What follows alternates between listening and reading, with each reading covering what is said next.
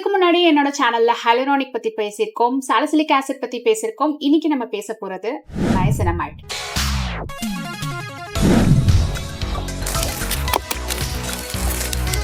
Niacinamide வந்து one of the form of vitamin B3 and இதை வந்து நயாசினோட நிறைய பேர் கன்ஃபியூஸ் பண்ணிப்பாங்க. நயாசின் வேற, நயசினமைட் வேற. நயசினமைட் பேர் வேணா சிமிலரா இருக்கலாம், பட் அது ஒன்னா வேலை செய்யாது. Actually niacinamide more of skin care இன்கிரீடியன்ட்ல நம்ம வந்து பார்த்திருப்போம் நயசினை விட.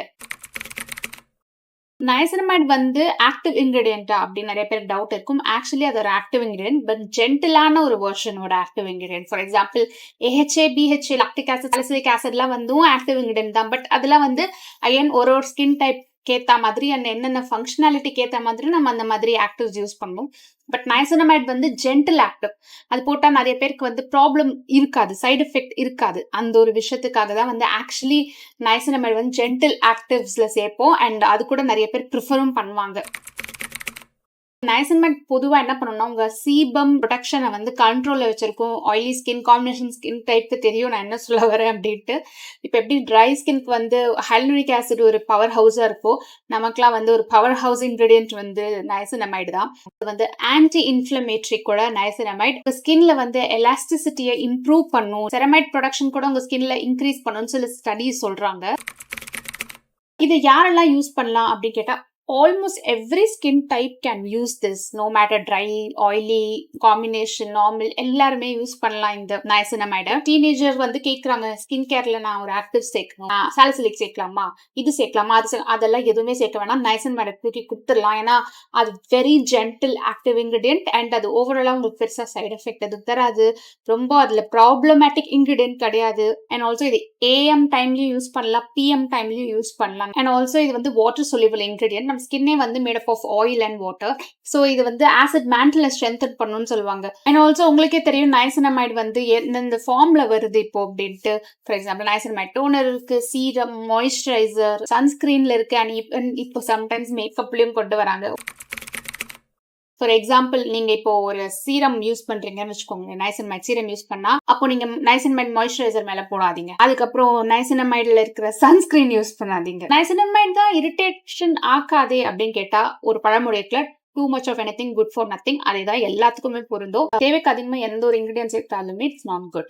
10% நயசினமைட்லாம் வந்து டூ மச்சா, ஸ்கின்க்கு வந்து ரொம்ப அக்ரிவேட்டிவா இருக்கிற ஒரு பெர்சன்டேஜ். அது பிகினர்ஸ்க்கு வந்து 2 to 5 or 5 to 7% is good அப்படின்ற மாதிரி சொல்றாங்க. ஸோ நீங்க எக்ஸ்ட்ரீம்லி பிகினர்ஸா இருக்கீங்க அப்படின்னா 5%லேருந்து ஸ்டார்ட் பண்ணுங்க. நயசினமைட் மாய்ஸ்சரைசர்லேருந்து ஸ்டார்ட் பண்ணலாம், நயசினமைட் டோனர்லேருந்து ஸ்டார்ட் பண்ணலாம். அந்த மாதிரி குட்டி குட்டியா ஆரம்பிச்சு அப்புறம் நீங்க இன்கார்பரேட் பண்ணலாம் பெர்சன்டேஜ். அண்ட் ஒன்ஸ் உங்க ஸ்கின்னுக்கு அது யூஸ் ஆனதுக்கு அப்புறம், ஓகே பழக்கப்படுத்தினதுக்கு அப்புறம் நீங்க பெர்சன்டேஜ் அது ஒத்து வந்துச்சுன்னா கொஞ்சம் கொஞ்சமா படிப்படியா இன்க்ரீஸ் பண்ணலாம். அண்ட் ஆல்சோ சீரம்ஸ்லாம் வந்து ஆயிலி ஸ்கின்னுக்கு நல்லா இருக்கும். மாய்ஸ்சரைசர் ஸ்கிரீன் பேஸ்ல நயசினமைட் இருந்தா ட்ரை ஸ்கின்க்கு ஓகேவா இருக்கும். இப்ப ஜெல் பேஸ்ல கூட வருது. So gel base again oily skin, combination skin யார் வேணா யூஸ் பண்ணிக்கலாம். நீங்க சப்போஸ் சீரம்ல 10% யூஸ் பண்றீங்கன்னு வச்சுக்கோங்களேன், சீரம் ஃபர்ஸ்ட் அப்ளை பண்ணுவீங்களா, 10% நயசினமைட் போட்டு அதுக்கப்புறம் மாய்ஸ்சரைசர்ல ஒரு 2% இருக்குன்னா 12% ஆயிடும். அதுக்கப்புறம் சன்ஸ்கிரீன்ல எவ்வளவு % இருக்குன்னு தெரியாது, ஒரு 5% எவ்வளவு 2% வச்சுப்போமே, திருப்பி வந்து எவ்வளவு ஆகும், 14% ஆகும். Too much of niacinamide. புரியுதா உங்களுக்கு நான் சொல்றது? ஏன்னா அவங்க 10% ஜாஸ்திங்கிறாங்க, நீங்க 10, 12, 14 இன்க்ரீஸ் ஆயிட்டே போகுது உங்களோட, உங்களுக்கே தெரியாம. If you not aware of it அப்படின்னா இந்த மாதிரி உங்களுக்கே தெரியாம நீங்க ஆட் பண்ணிட்டு போறீங்கன்ற அர்த்தம் ஆயிடுது. முக்கியமான விஷயம் நயசினமைட்ல என்னன்னா, எல்லாரும் யோசிப்பாங்க, இப்ப நான் சொன்னேன்ல இந்த ரெட்னஸ் எல்லாம் குறையும், ஆக்னேக்கு ரொம்ப நல்லது, ஆயில்னஸ் குறையும் அப்படின்ட்டுலாம்.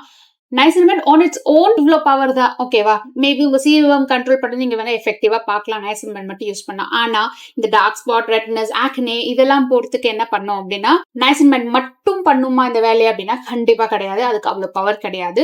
So it works good with other active ingredients. அதோட அந்த சினர்ஜில வந்தா ஓகே, இதுவும் அதுவும் சேர்ந்து ஒர்க் பண்ணும்போது எஃபெக்ட் இன்னும் நல்லா இருக்கும். அதுக்கு வந்து இன்னொரு ப்ராடக்டோட காம்பினேஷன்ல இருந்தாதான் அந்த red spots, dark spots, acne அதெல்லாம் சரி பண்ண முடியும். பட் அகெயின் பெர்சன்டேஜ் பாத்துக்கோங்க. சாலிசிலிக் எவ்வளவு பெர்சென்ட் ஆட் பண்றீங்க, நைசினமைட் எவ்வளவு ஆட் பண்றீங்கன்ற பெர்சன்டேஜ பார்த்துட்டு பண்ணுங்க. அவ்வளவுதான் சொல்றது. ஆர்டினரி நானும் யூஸ் பண்ணிருக்கேன். ஸ்டார்டிங்ல எனக்கு ஒத்துக்கல, டு பி ஆனஸ்ட். ஏன் ஆர்டினரி நல்ல பிராண்ட் அப்படின்னு 17ல எனக்கு ஐடியாவே கிடையாது எப்படி ஒர்க் ஆகும், ஸ்கின்னா என்னன்னு தெரியும். அப்பதான் ஆக்னே நிறைய இருந்த டைமும் கூட. அது 10%. அகைன் ஜிங்க் எவ்வளோக்கு எவ்வளவு நல்லதோ, ஆனா 10% ஸ்டார்டிங்ல நான் யூஸ் பண்றது இட்ஸ் டூ மச்.